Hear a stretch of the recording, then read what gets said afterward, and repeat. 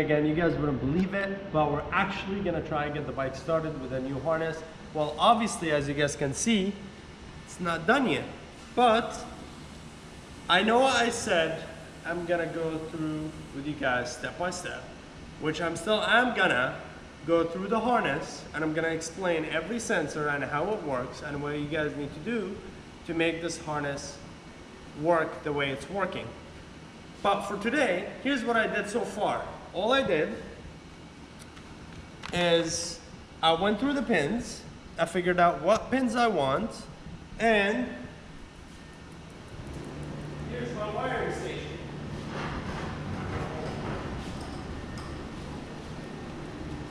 Here's my wiring station. Go closer. As you guys can see, that's the pinout of my ECU. And what I did, basically, I wrote basically shift light, which injectors I'm gonna use, which sensors, what pin, what I need, what I don't need.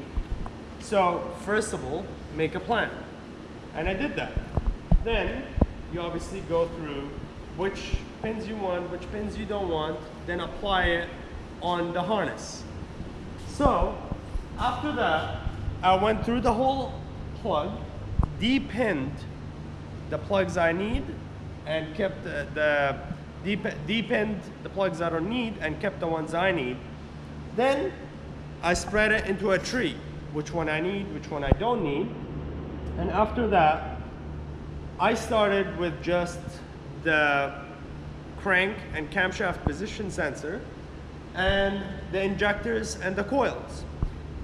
After this, so all I wanted to do, and I wanted to record us actually trying to start the bike with a new setup, mechanical fuel pump. I didn't even try to start it yet, so I want you guys to witness it with me. So let's try this. I'm gonna be on the other side. So,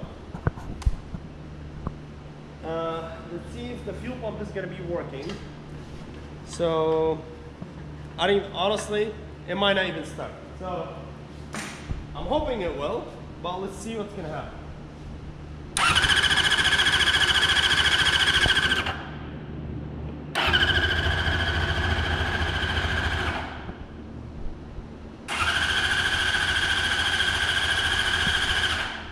So it takes a while for the mechanical fuel pump to prime.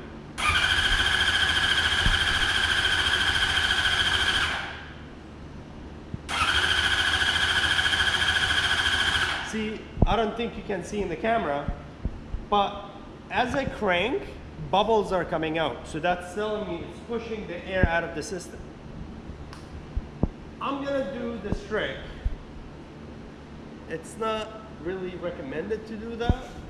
Do not try that at home.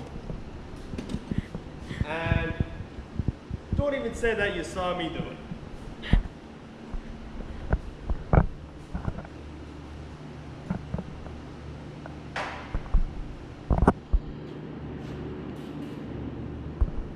I just gotta get a straw for this.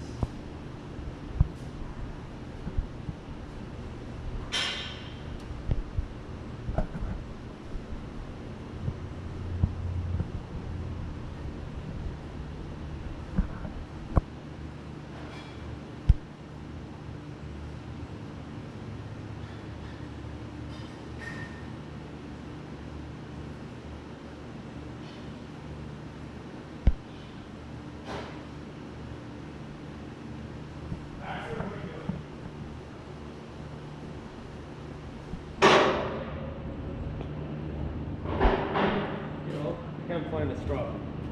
Well, I'm gonna try to spray some brake cleaner through my throttle to try fire the bike up.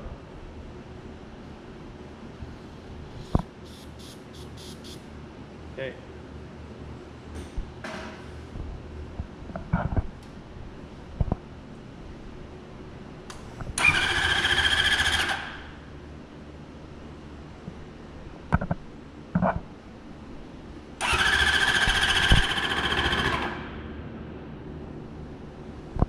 understand why the lambda is not working.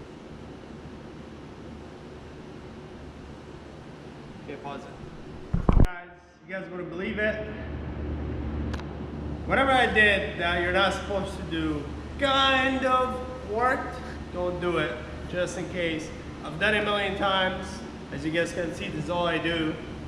I know the back tricks and the things and the this and the that, but 3, 2, 1.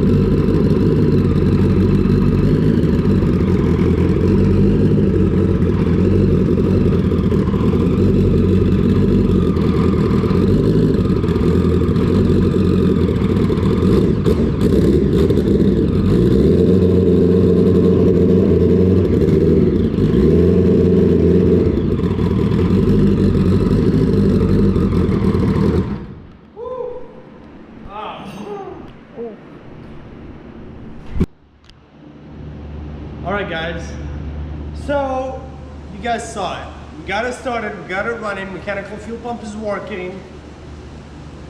Well, the few wires that I did are working as well, which is, I'm happy about that. Obviously the bike ran before, the same ECU, just different harness, so it wasn't that difficult to get it running. We just obviously had to go through a couple things to make sure it's working. But I promise you guys, I'm gonna tell you how or what you need to pay attention to make the harness work. Well, I drew the basics on the board. So for the coil, okay, so let's say here I'm gonna bring the max ECU harness diagram. Bring it down here. Okay. So let's understand first of all the basics of these sensors and how they work and what we need to do to understand how they work basically. Or number one, the coil, ignition coil. So the ignition coil, it needs 3 things. It needs a ground, preferably from the cylinder head. So if you can see here, come follow me please. That's my ignition coils. I use the IGN1 coils. They're amazing coils, they're the best you can get. The ground, there's 3 ground wires in the center here in the middle of that plug, and those grounds are all going to this harness, and that's all grounds. All these are grounds individually for these coils, and they're going directly to the head, which is in the back of the head right here. I don't know if you can focus in here. If you can see right here, it's bolted to the back of the head, okay? And the other wire is a signal wire that's coming from the max ECU, and that is the 12-volt signal that's coming from a relay with a fuse on its own, and obviously when you go ignition on, it powers that relay. I have a reason for that, and I'll explain to you in 1 second. So, number 1, the coil, it needs a signal, which was the blue wire that you guys saw, 12 volt to power the coil, and a ground. And why did I say you want to ground it to the head? Well, if you think about it, instead of, you want the ground to be complete, to complete the circuit, okay? So it's gonna ignite the power to the coil, and the spark plug itself is grounded to the head.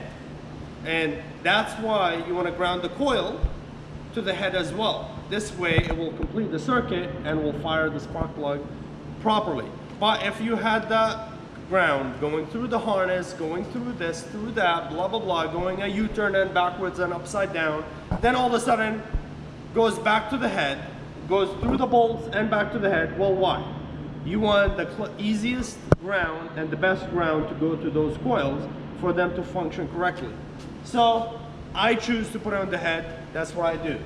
So ground, coil, signal, 12 volt, ground, boom, you got spark, okay? Obviously, if you have some factory coils, don't have an internal igniter. My coils have an internal igniter, so they don't need a separate igniter or external igniter to ignite those coils. In my case, I don't need them. If you have a, let's say, a factory car and it only has a ground and positive, okay? Obviously that positive is not going to be 12 volts. It's probably going to be much more than that. I don't know the exact numbers from the back of my head, but there are a lot of voltage to fire that coil, okay? So you'll need an external igniter, and the igniter needs to be wired, and the signals from the ECU needs to go to the igniter, and the igniter is going to power these coils. Then, okay, we're done with the coils. Now let's go to the injectors. Injector is very basic, okay? All it needs is, well, I'm right-handed, so I'm going to do this backwards. That's what's inside the injector. You got ground. That's coming from the ECU signal and 12 volt battery. Okay? So as soon as you turn on the ignition, you have 12 volt waiting on the injector.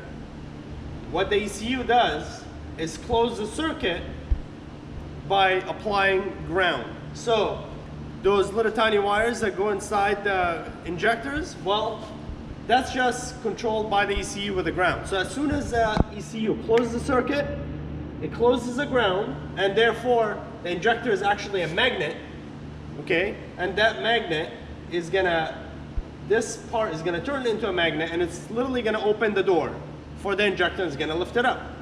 And it's spring loaded or not, or whatever, inside the injector. I'm not an injector expert, I just understand how it works, okay? It closes the circuit, the injectors, the coil is gonna turn to a magnet, and it's gonna open the door, fuel comes out. That's how it works. The ECU turns it off, turns the signal off, the door closes, injector shuts off. So 12 volt, so what I did right here is I got a fuse box, a fuse block. Actually, it has LEDs as well. This one will tell me if I have blown fuse, the LED will light up. I just got it from Amazon. I'm pretty sure it's gonna work perfectly fine. And so this relay is actually gonna close, is gonna feed this box. And this box is gonna feed the ECU and the fuel injectors all at once, okay? So I turn ignition on. This relay powers this box powers the max ECU, and a T like this. So 12 volt goes from the battery, goes to the relay, which is like this. That's a magnet as well, okay? Then, so that's a battery. And I go ignition on, and ignition, I have a ground. Let's say that's ground, okay, is attached to that relay, and I go ignition on, and as soon as I go ignition on, that's a 12 volt right here, and it goes to the ignition. Don't mind my writing skills, I'm not much of a drawer, but I just want to explain to you how it works, okay? So, and it goes right here. I go click, it closes the circuit. So now I have a complete 12 volt. Obviously that's a 22 or 25 gauge wire, a tiny wire, okay? That's gonna trigger that circuit. That circuit now is gonna go to the fuse box that I made, right? Fuses right here. So now this line, which is the fuse, has 12 volt. It's gonna go out, ECU,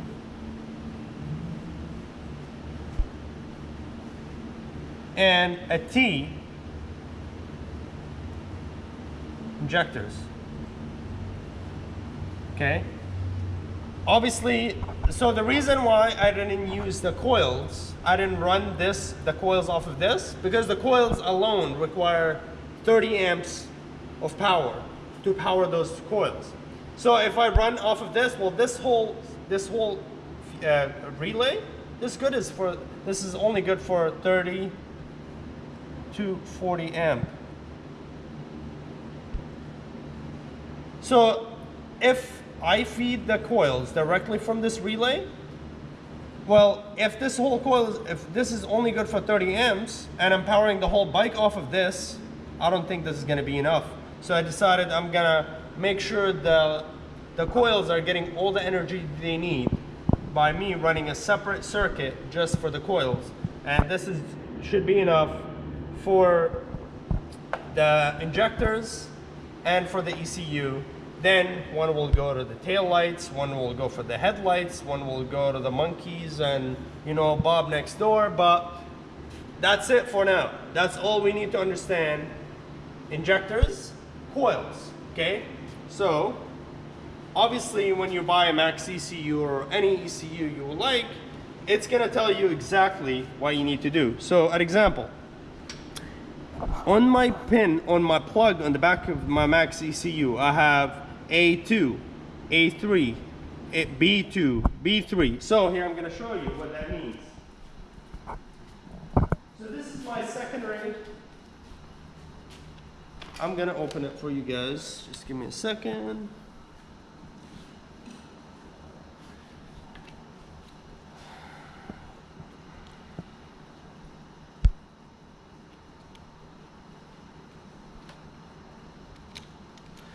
If you look right here,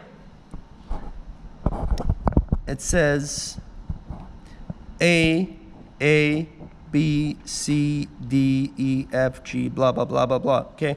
Then 1, 2, 3, 4. So let's say A2 would be right here, which obviously, as you guys can see, I depinned a bunch of stuff I'm not gonna use. So that's all I need.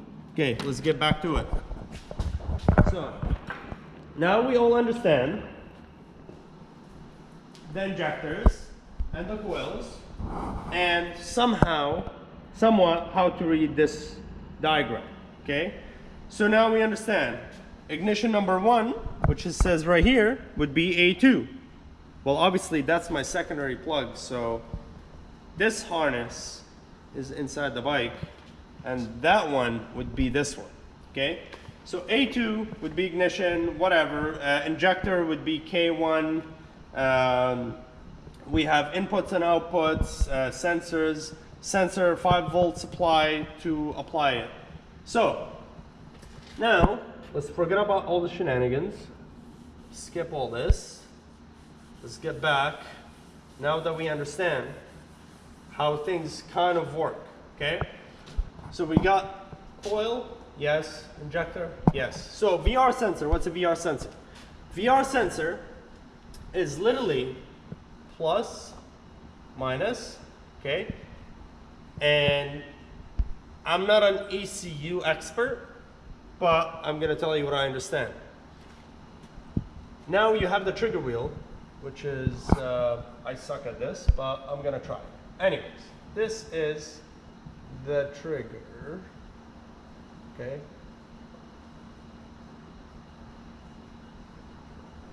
You can make fun of my writing, it's okay, and my drawing. But then this comes like this. Negative, positive. Okay. So this is the crankshaft or camshaft. Crank,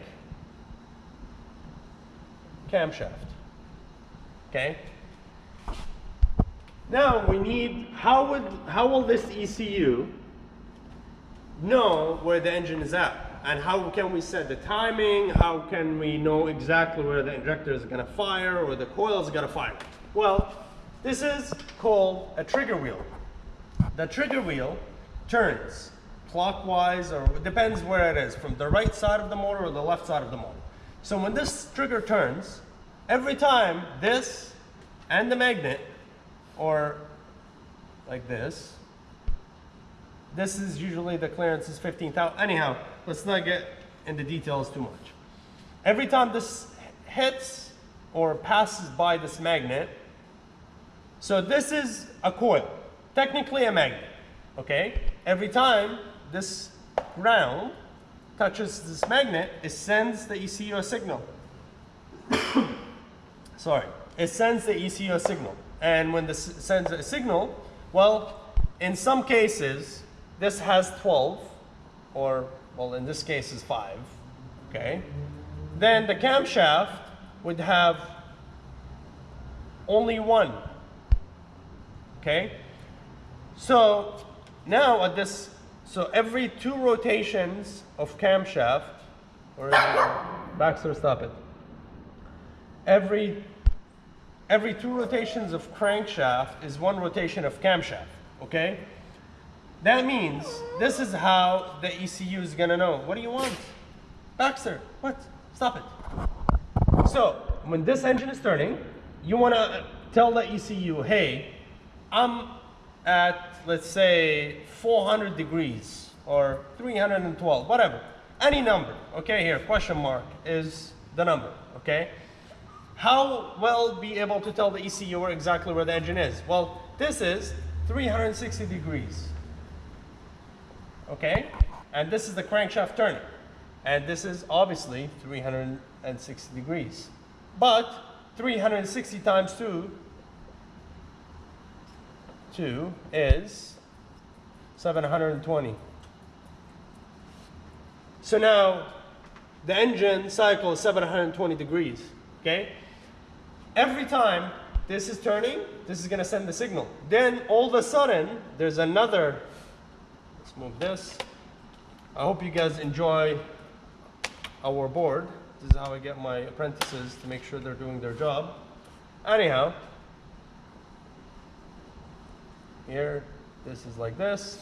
So, let's say, I'm just gonna throw a number, at 420 degrees, this touched that. And this is how the engine, this is how the ECU is gonna know exactly where number 1 TDC is. TDC. This is how number 1 is gonna know. Okay, now, cylinder number 1 is a compression cycle, top dead center. It's time to fire the spark plug. Obviously, we have advanced, we have injector advanced. We can get complicated, and I can spend all night explaining things that I don't understand or might not understand. But this is what a VR sensor is. So the VR sensor is basically a magnet getting the signal from the engine that is already in there. So if your engine is running, I guarantee you, I bet you money, that sensor is there. If that sensor is not there, well, that's more old school stuff. Some new cars still use it, but most cars these days use the Hall sensor. The Hall sensor is new school stuff, which means it's basically the same thing, but there's one more. Here, I'm gonna clean all this.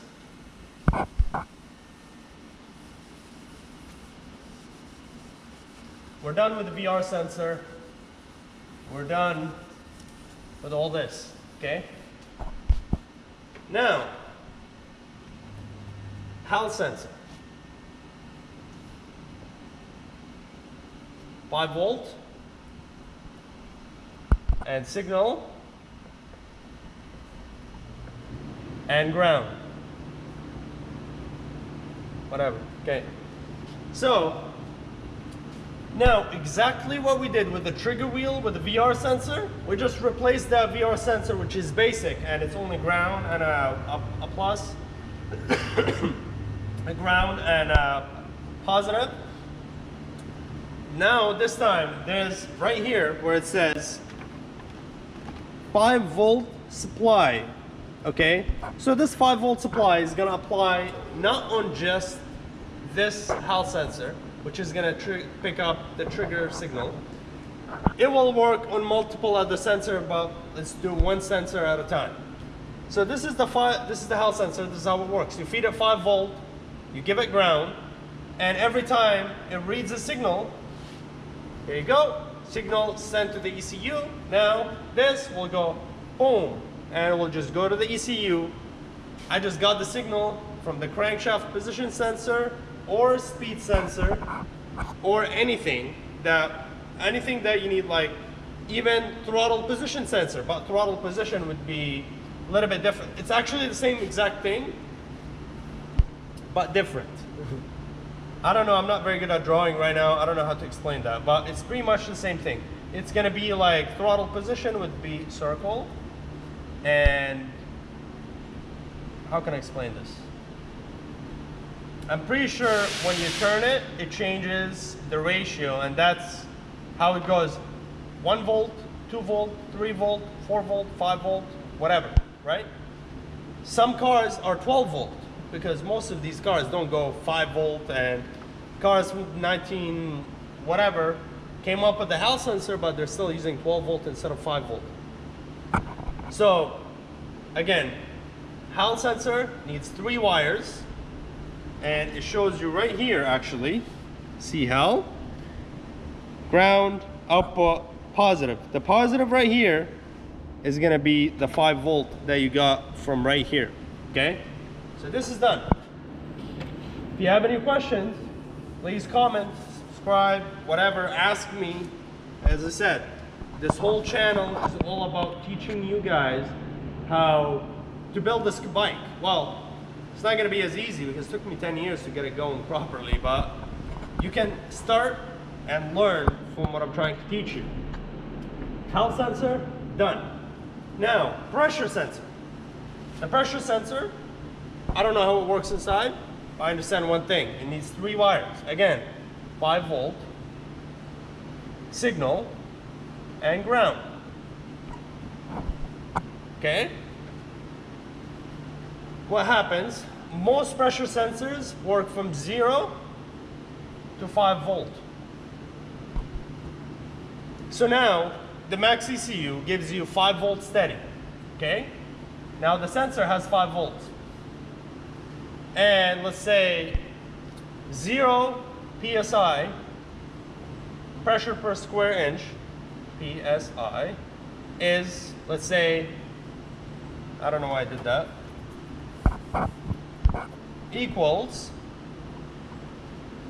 0.5 volt, okay? But let's say 150 PSI, PSI equals 0.4.5 or 5, okay? Or 5 volts. This is how the pressure sensor works. So you give a 5 volt, okay? And the sensor is gonna return. If it's a 0 PSI, it's gonna return the ECU. I only have 0.5 volt. You teach the ECU, tell it, hey, if it's 0.5 volt, that means it's 0 PSI. If it's 150 PSI, it's probably 4.5, it will be 4.5 volts or 5 volt, depend about the sensor. So every sensor is different. So this is how the pressure sensor works, okay? Then you got the speed sensor. Well, the speed sensor is exactly the same as the Hall sensor.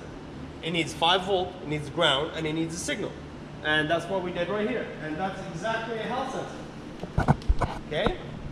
That's a Hall sensor. And here's the plug for it. As you guys can see, 3 wires. Blue will be a signal, red will be 5 volt or 12 volt, and black will be the ground, which is sensor ground. Make sure you don't ground this to the ground.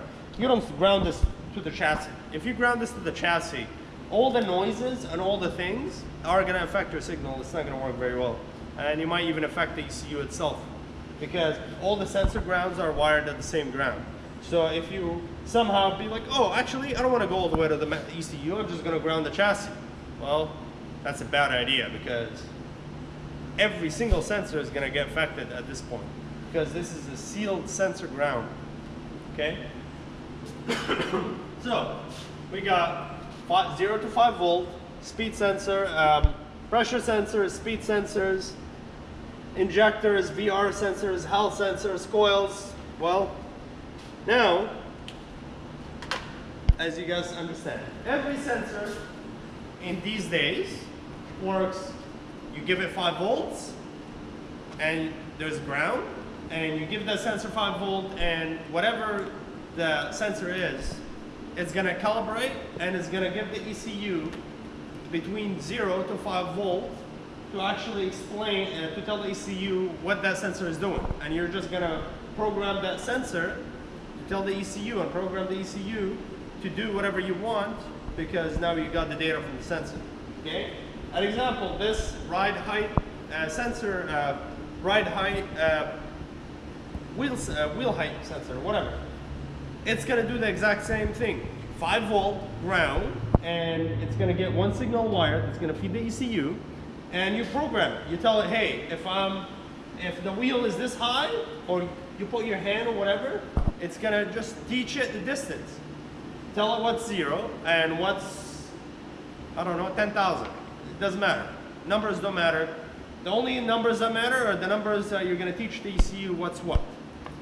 But I think this is it for today, guys. I wanted to explain to you the sensors and the wires and the injectors and the coils and the basics of how an ECU actually works. Next, I didn't go through the first thing. I was just scrambled. I had 1,000 thoughts in my head, and last thing I needed is to actually be staring at a camera and talking while I'm thinking. I suck at that. I only do one thing at a time. So next time, I'm actually gonna go through with you guys, and I'm gonna show you how I'm gonna wire, and I'm gonna crimp. I'm gonna teach you how to crimp those connectors, okay? Or solder them, or wire them, or how to wire what. And I should be like, okay, this is a pressure sensor. This goes to the ground, this goes to the 5 volt, this goes to the signal. Then, I'm probably gonna make another video after that and show you how I'm gonna program them on the ECU, okay? But for today, guys, I think this is it. I feel like a winner. The bike is running, it sounds sick, okay? Obviously it's rich as hell, there's no coolant. The coolant temperature sensor is not plugged in. That's why the bike was running rich and it killed us, and it's running on alcohol. It's not running on M1 yet. It's just running on E85 for now. Just because I wanted to hear it running and see how it's gonna go. But I think we're good. Thank you so much for watching, and please share and subscribe. Ask me, reply, comment, whatever you have, any thought that you have in your mind. Or if you think I'm an idiot and I'm talking out of my ass, or I don't know what I'm talking about, please let me know. I'd like to learn, because everybody's supposed to learn these days. Anyways, thank you for watching, and I'll see you guys next time. Have a good night. Thank you.